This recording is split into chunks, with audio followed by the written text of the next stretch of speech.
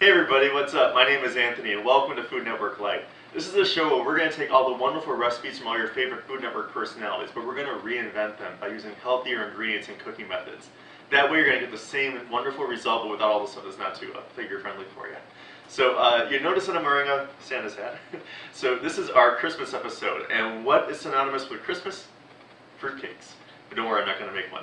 Also synonymous with Christmas are cookies. And today we're going to be making the Neely sweet potato pie cookies with an orange glaze, and they are fantastic. You will never believe that these are a healthy cookie. Now, I love making sweet potato desserts. Now, I gotta be honest, as a kid, they repulsed me. I don't know why, but this is like this brown, orangish vegetable with all this like syrup on it was just gross to me. However, as an adult, I really like them. So moms out there, if your kids aren't eating their vegetables, have the faith, one day they will. Okay, but it's also jam-packed with nutrients and vitamins, and ounce per ounce, it's the most nutrient-packed supermarket vegetable you can find. Got that from Rachel Ray. So, but we're going to start now with our flour. Now what I've got here is I've just sifted together some white whole wheat flour here. That's just basically whole wheat, whole grain flour, but it tastes like all-purpose flour. But it's a great addition to use, especially in baked goods like this, because you're not really going to notice the whole grains. So I'm also going to sift in our spices to give it that holiday sweet potato pie kind of smell and taste and flavor, which are cinnamon. We have allspice here, some ginger, nutmeg. Can't have a fall holiday cookie without nutmeg in it. All right, and then we have our baking powder, our baking soda, and some salt. Kind of bring out all the sweetness and all the flavors out of everything.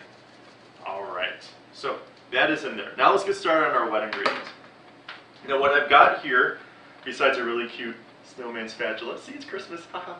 Okay, we have a light butter spread. Now that's just basically oils that have been made to taste like butter, but it's got about a quarter of the saturated fat that butter has. So we're just going to put that in our mixing bowl and get that a little creamed and all distributed. All right, so now we're going to add our sugar. We've got here a cup of sugar substitute. Tastes like sugar without any of the carbs. And I have here a brown sugar blend, which basically it's brown sugar mixed with sugar sweeteners, so you're getting less of the actual sugar, but still a little bit. So this isn't a diabetic recipe, unfortunately. So we're just going to go and kind of just cream these together, make sure it's all incorporated real nice. Okay, so now don't be afraid if it looks a little different than what your butter would normally look like. It's going to cook the exact same way in the oven and you're going to lose all the fat. So don't worry if it looks a little different right now. But now we're going to add in our vanilla and our egg, and we're using an egg substitute which cuts out the fat and cholesterol. So now we're just going to get those combined.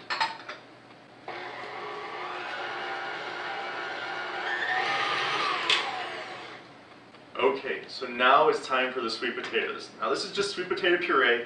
If you can't find this in the store, don't worry, I can't find it either. What you do is just take a sweet potato and you bake it or steam it, but don't ever boil it because the vitamins and minerals that are in vegetables are water soluble, so they're going to float right out into the water and you're just going to be left with the potato without as much in it. So but if you bake it or you steam it, that's all going to stay in the potato. So just put that in there and mix that together.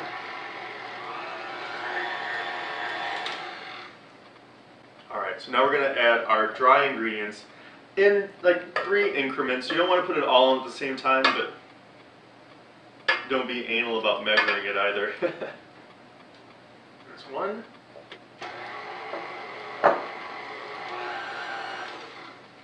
That's 2.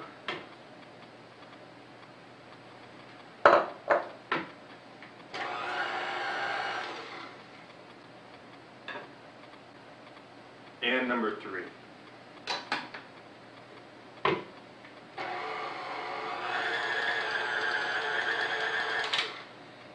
Alright, so now what we're going to do is we're going to take out our paddle, because we're going to just stir in the pecans by hand. We don't want to beat those in. So I want to make sure you get all this delicious batter off, because hey, that's a wasted cookie.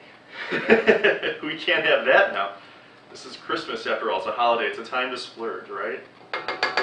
That's a great thing about doing this kind of stuff on the holidays, because everybody always gains weight at the holidays, but when you can control stuff, at least what you bring to the potluck, you know, there's going to be one thing there that's going to be healthier for you and that you can actually have. Alright, so that in the sink. And now the pecans, pecans, however you say it.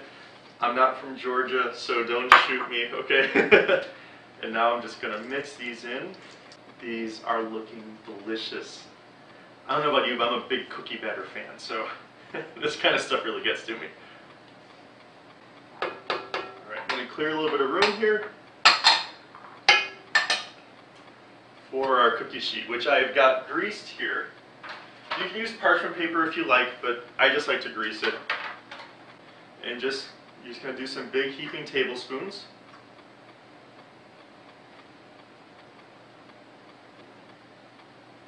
And don't worry, these are going to flatten out a little bit as they bake, so make sure you leave a little bit of room. Alright, so we're just going to put these in the oven, 375 degrees for about 20 minutes. And then we're going to take them out, let them cool, and then it's time to start our glaze. Alright, the cookies are done, they're cool, we're all set and ready to go. Now, I know they look a little rustic, but the glaze is going to cover all those imperfections, and it makes it look homemade instead of something that's store-bought. So speaking of the glaze, I've got our orange glaze already finished here. It's just powdered sugar substitute, which I just found at the store, and I'm so excited about this. So if you've seen other recipes of me using regular powdered sugar, cut that out and put this in, it's amazing. So what I've got here is I just put that with some orange juice, reduced sugar, reduced calorie orange juice, put them with some vanilla, and you're good to go. So I'm just going to go and pour the glaze on these cookies. Now you're supposed to wait an hour. I don't know how long these are going to last, but I was supposed to tell you that you're supposed to wait an hour. So I put this on my festive little Christmas cookie plate here.